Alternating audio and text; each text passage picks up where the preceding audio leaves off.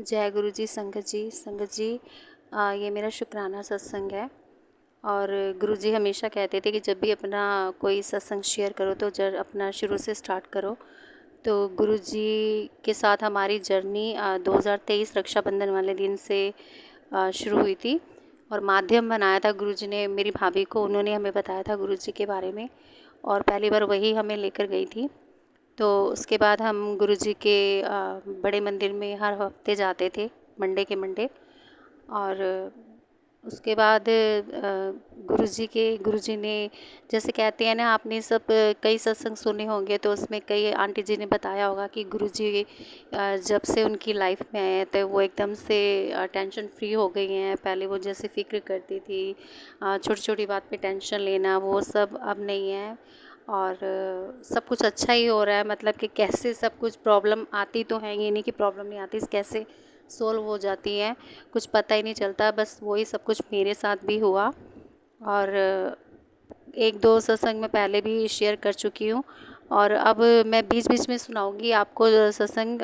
मेरे को कुछ ठीक तरह से तो, जैसे कई आंटी सुनाती हैं कि मेरा पहला है सत्संग, दूसरा है, तो ऐसे मैंने ज़्यादा तो नहीं शेयर किए।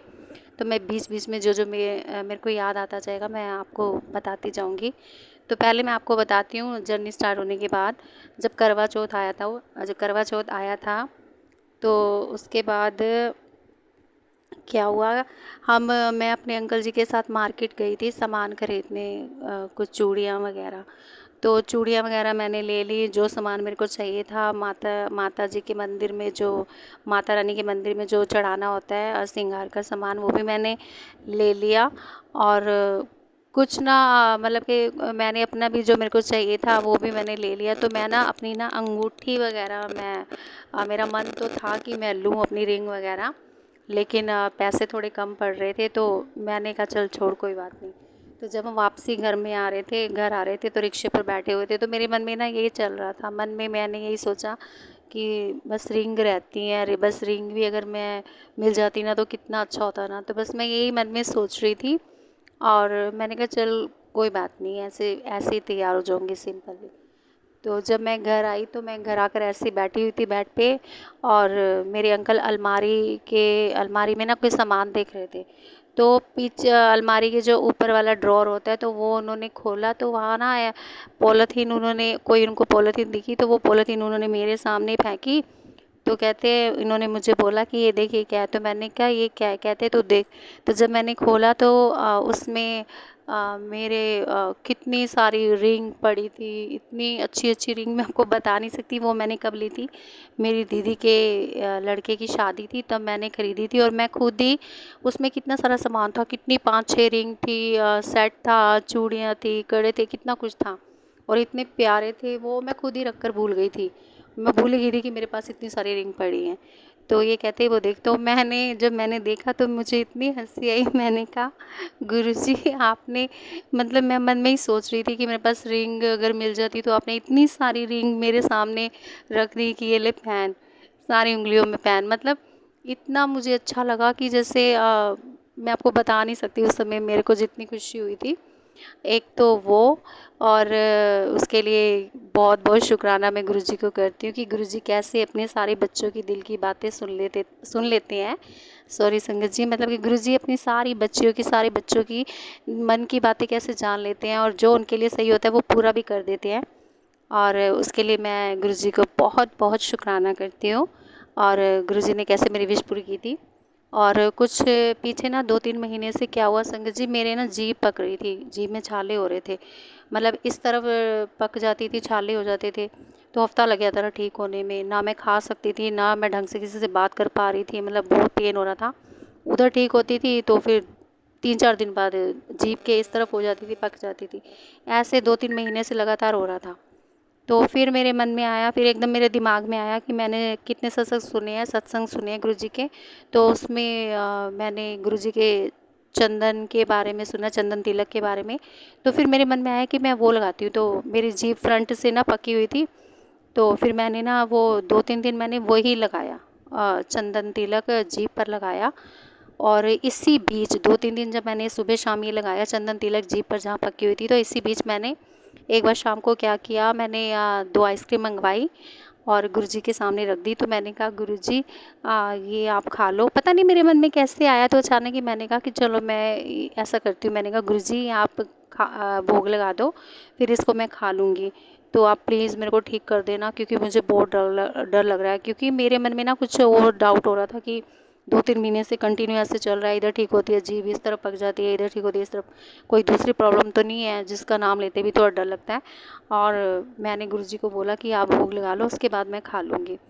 तो जब उसके बाद थोड़ी देर बाद मैंने आइसक्रीम उठाई और मैंने खाई, तो मुझे मेरे अंदर से आ रहा था कि मैं ठीक हो जाऊँगी, और वैसा ही हुआ संगत जी। सुबह मेरा 60-70% तो मेरे वैसे ही मेरे को आराम आ गया। और 2-3 दिन के अंदर तिलक तो मैं वैसे ही लगा रही थी सुबह शाम, चंदन तिलक। तो आप यकीन नहीं मानोगे, 2-3 दिन के अंदर मेरी पूरी जीभ जहाँ जहाँ से पकी थी एकदम ठीक हो गई। और उसके बाद ऐसा कभी भी नहीं हुआ जैसा कि 2-3 महीने से हो रहा था कंटिन्यू। और जैसे मैंने आपको बताया, ऐसा कुछ भी नहीं हुआ, मैं बिल्कुल ठीक हूँ। जीभ में कोई नहीं, मेरी बार बार नहीं पकती, छाले नहीं होते। उसके लिए गुरुजी का अनंतम अनंतम शुक्राना, लख लख बार शुक्राना मेरे गुरुजी का। बहुत प्यारे है मेरे गुरुजी।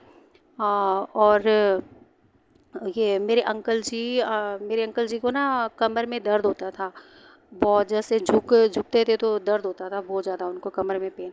तो हम ना सारी विद फैमिली, मेरे बच्चे भी, मेरे अंकल और मैं भी, हम सब गुरुजी का ना जल प्रसाद पीते हैं सुबह शाम। तो इससे मेरे अंकल जी का ना कमर दर्द भी ठीक हो गया। अब उनको दर्द नहीं होता, जैसे ज़रा सा कोई काम करते थे थक जाते थे, और वो भी अब नहीं है, ठीक हो गया है। और कुछ ना मैं सत्संग सुनती थी, उसमें ना गुरुजी ना मेरे को बार बार ना व्हीट ग्रास का सुनवा रहे थे। तो मेरे को ऐसा लगा जैसे गुरुजी मुझे, क्योंकि मैं इग्नोर कर देती थी, लेकिन जब भी मैं सुनती थी ना थोड़े थोड़े दिन के गैप में, मेरे को सत्संग में ना व्हीट ग्रास का, मेरे को जब मैं सुनती थी तो मुझे लगता था गुरुजी मेरे को ये इशारा दे रहे हैं कि व्हीट ग्रास पीना शुरू करो तुम भी।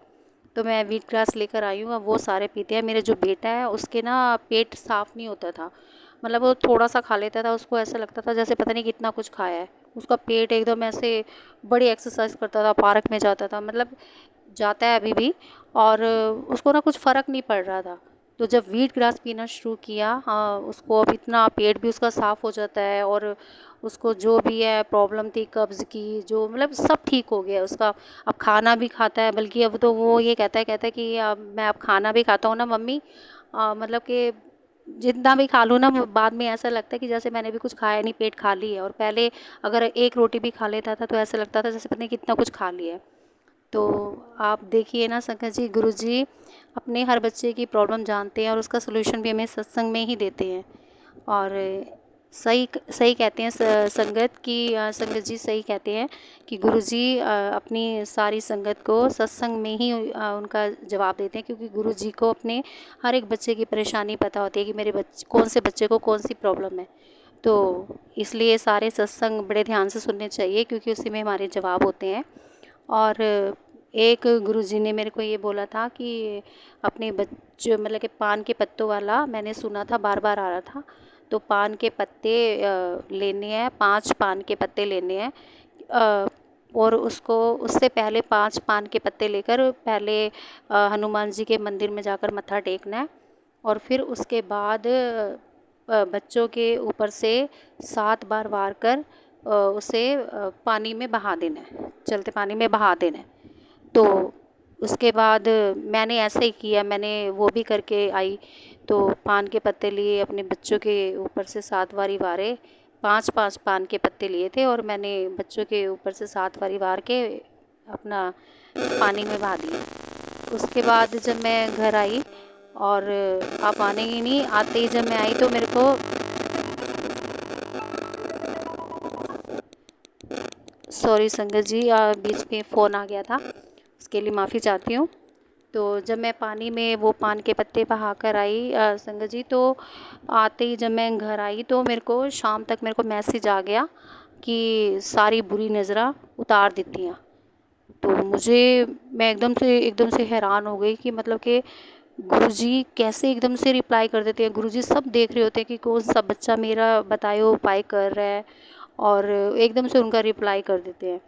और फिर उसके बाद गुरुजी ने मेरे को ये भी बोला था कि 7 मंगलवार हनुमान जी को चूरमे के लड्डू चढ़ाने हैं, और मैंने वो भी किसी सत्संग में सुना था, किसी आंटी जी ने बताया था कि उनको भी गुरुजी ने ये आदेश दिया था कि 7 मंगलवार हनुमान जी को चूरमे के लड्डू चढ़ाने। तो उन्होंने बोला था कि मेरे को चूरमे के तो मिले नहीं, उनके यहाँ नहीं मिलते होंगे। तो उन्होंने कहा कि मैंने गुरुजी को बोला कि गुरुजी मैं बूंदी के लड्डू चढ़ा दूँ। तो गुरुजी ने कहा कि बूंदी के लड्डू भी चढ़ा सकते हो। तो फिर मैंने भी वही किया। तो मैंने भी, यहाँ भी हमारे चूरमे के लड्डू नहीं मिलते, तो मैंने भी बूंदी के लड्डू चढ़ाए।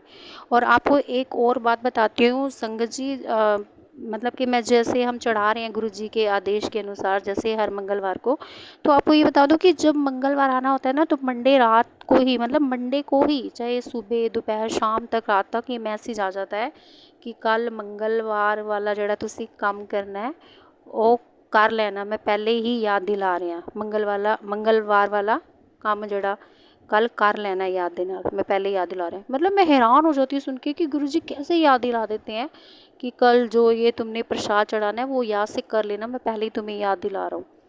तो मैं उसके लिए गुरुजी को बोलती हूँ लख लख शुक्राना गुरुजी, बहुत बहुत शुक्राना, आप अपने बच्चों को कैसे याद दिला देते हो कि भूल ना जाना, ये काम करना है, ये उपाय करना है। तो उसके लिए मैं गुरुजी, बस बहुत प्यारे हैं हमारे गुरुजी। संगत जी बहुत प्यारे हैं, बहुत ख्याल रखते हैं अपने बच्चों का। बस गुरुजी को दिल से मानो, सरेंडर करो, पूरी आस्था रखो। अगर गुरुजी अगर किसी काम में देरी लगा रहे हैं तो यकीन मानिए कि आपका काम भी बहुत अच्छा होगा, जो भी होगा बहुत अच्छा होगा। क्योंकि हमारे गुरुजी कभी भी वो चीज़ नहीं हमें देंगे जो हमारे नुकसान में, जिससे हमारा नुकसान हो। क्योंकि गुरुजी हमें वही देते हैं जो हमारे लिए सही हो। और ये नहीं कि अगर काम में देरी हो रही है, कई संगत ऐसे बोलते हैं ना, मैंने मतलब कि कई ऐसे बोल देते हैं लोग, मैं भी पहले ऐसे बोलती थी कि हाँ ये नहीं हो रहा, वो नहीं हो रहा, इतना। लेकिन मैं भी सत्संग सुन सुन के पहले मेरे में सब्र नहीं था, ऐसा क्यों नहीं रहा, लेकिन सब्र भी गुरु जी ने ही मेरे को दिया है। मेरा बहुत सब्र वाली हो गई हूँ। और मेरे भी मन में आता है कि गुरु जी जितना मर्जी टाइम लो, लेकिन बस एक बारी जब खुशी दोगे तो परमानेंट देना। मतलब कि बहुत दुख देख लिए, अब और नहीं, बस और नहीं गुरुजी, और नहीं देखे जाते। अब जब भी खुशियाँ झोली में डालोगे परमानेंटली डालना। और बाकी सभी अपने बच्चियों की, अपने बच्चों की सारी जो भी हैं और जिनके लिए जो जो अच्छा है उनको दीजिए। सबकी सुनो, सबकी नेड़े होके सुनो, सबकी झोलियाँ खुशियों से भरो, सबके कष्ट दूर करो। बस इसी के साथ अपनी वाणी को विराम देती हूँ। जय गुरु जी संगत जी, जय गुरु जी। और आखिर में मैं गुरु जी का मंत्र जाप करूँगी। ओम नमः शिवाय, शिव जी सदा सहाय। ओम नमः शिवाय, गुरु जी सदा सहाय। ओम नमः शिवाय, शिव जी सदा सहाय। ओम नमः शिवाय, गुरु जी सदा सहाय। जय गुरु जी, जय गुरु जी संगत जी।